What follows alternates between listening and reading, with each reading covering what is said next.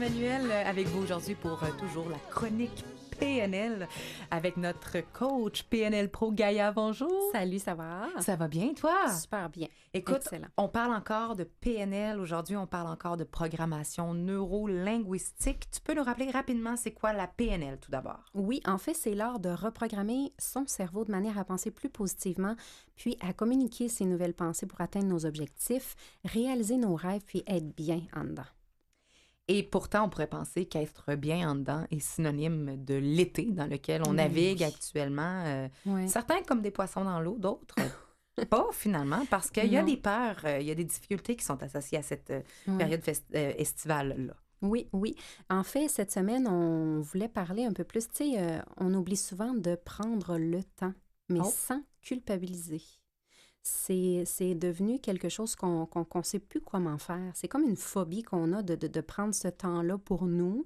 Puis on le fait un peu plus l'été, en fait. En général, on le fait plus l'été. C'est comme si on méritait plus. Mais en fait, ce que j'entends, c'est que cette difficulté ou cette phobie de prendre soin de soi ou de prendre du temps pour soi, c'est comme si on était plus poussé à le faire l'été. Oui. Et donc, si on a de la difficulté à le faire, ça peut devenir extrêmement... oui. On peut avoir beaucoup de résistance à ça, là. Oui, oui.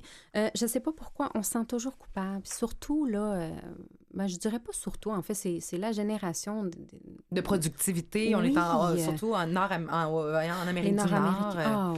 Oui. Faut qu'on soit des super, tu sais, là, je parle au féminin, des super mamans, des super femmes, des super humains. Oui, des super humains, tu sais, des professionnels, puis il faut pas manquer une game de soccer, puis tu sais, on se met beaucoup, beaucoup de pression sur les épaules, puis au moment, tu sais, on en donne beaucoup aux autres, à nos enfants, hein, mais au moment de s'en donner à nous, on se sent coupable.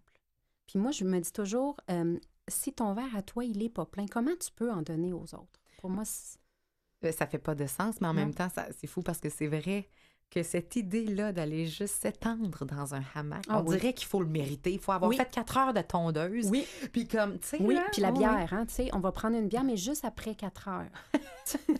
Oui. Non, mais c'est vrai, on est comme ça. On a des conditions. Oui, toujours. Pour se faire plaisir. Oui, oui, toujours. Parce que ça ne veut pas dire parce que je prends une bière peut-être à 10h30 le samedi matin que tout à coup j'ai un problème. Tu sais, c'est où je ne l'ai pas mérité ou, tu sais, il n'y a pas... On oublie ça. Puis c'est vraiment quelque chose qui est devenu problématique, je trouve, aujourd'hui. Oui, parce que quand les vacances sont programmées dans les 2 dernières de juillet, bien là, on n'a plus toutes ces demandes extérieures-là qui fait qu'il faut qu'on se trouve des brèches pour prendre du temps pour soi. Là, on en a beaucoup, beaucoup. Si on vit beaucoup, beaucoup de culpabilité, bien... Oui. Ça, c'est difficile. C'est vraiment difficile de se déconnecter, c'est ça. Puis, on se sent même paresseux. Hein? Tu sais, sincèrement, toi, là, aller prendre une sieste là, le samedi après-midi, moi, je me sens un peu paresseuse. Là. Je me dis, bien, voyons, comment je vais laisser ma famille, mes enfants, tu sais. On se pose plein de questions. Puis, dans le fond, c'est pas ça. Prendre du temps pour soi, là. Tu peux pas fonctionner à 100% puis être dans ta tête parfaite si tu ne prends pas du temps pour arrêter. Il faut que tu te déconnectes pour pouvoir te reconnecter. Donc, c'est super, super important ici de préconiser l'autodestruction. Ça, là, pour moi, c'est s'autodétruire de penser que tu ne peux pas t'arrêter. Ça, c'est impossible.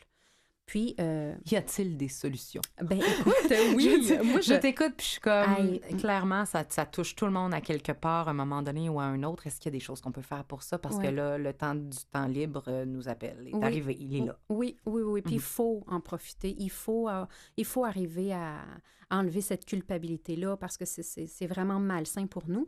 Moi, je suis Miss Solution, c'est sûr, fait que je t'en ai apporté une aujourd'hui. Amen, alléluia. Gaïa, Miss Solution. Écoute, pour arrêter l'autodestruction, comme je disais, ou cette manière de se sentir coupable, il faut aller arrêter nos fausses croyances. Okay. On a tous des fausses croyances. Puis ça, c'est pas nécessairement de notre faute. C'est pas de la faute de personne, mais on grandit tous en écoutant nos parents, la société, tout ça. Par exemple, pour être performante ou pour être une femme respectée, il faut que tu aies été à l'université, il faut que tu sois en couple, il faut que tu achètes ta première maison avant 30 ans. Tu sais, ça, c'est toutes des fausses croyances qui nous font croire que le succès, c'est ça. Donc, tu arrives peut-être à 31 ans ou tu arrives à 50 ans, puis tu n'as pas fini de payer ta maison, puis là, tu te sens comme si tu n'avais pas réussi. Mais ça, c'est tout du faux. C'est pas vrai. Le succès, c'est pas ça. Donc là, je suis un petit peu en train de dévier du succès, mais je te parle maintenant de prendre le temps. Donc, être parfaite, c'est une fausse croyance.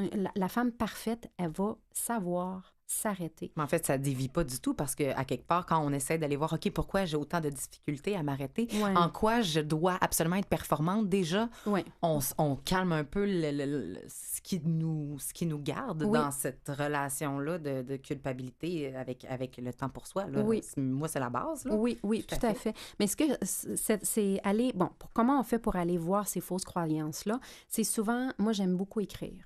Puis à l'écrit, là, c'est beaucoup plus facile de le voir visuellement puis de l'intégrer après. C'est vraiment d'aller voir écris-toi, qu'est-ce qui ferait de toi une personne à succès.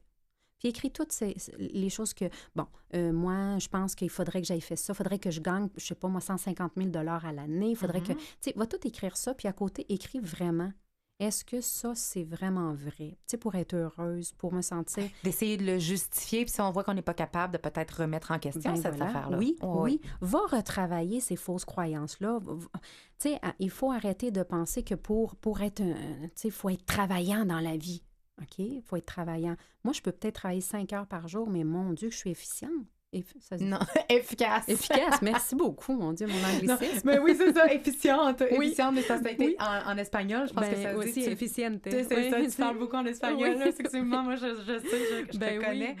Mais effectivement, donc, aller travailler ses croyances d'efficacité, là, tu l'as nommé. Et j'ajouterais également de se gâter parce que rien. Ah oui. De se gâter parce que rien, tout à fait. C'est quelque chose que j'encourage beaucoup et que je travaille énormément moi-même et je suis rendue quand même très bonne et je le conseille à tous de s'offrir du temps parce que rien. Oui. Gaïa, merci encore infiniment. Ça m'a fait plaisir. Et c'est toujours très, très intéressant et pour avoir d'autres techniques et des outils, on peut te suivre également sur ta page Facebook Gaïa Entrepreneur. Oui, puis n'oubliez pas de toujours célébrer vos petites réussites parce que c'est ça, en fait, la clé du succès. Merci beaucoup. Merci à toi.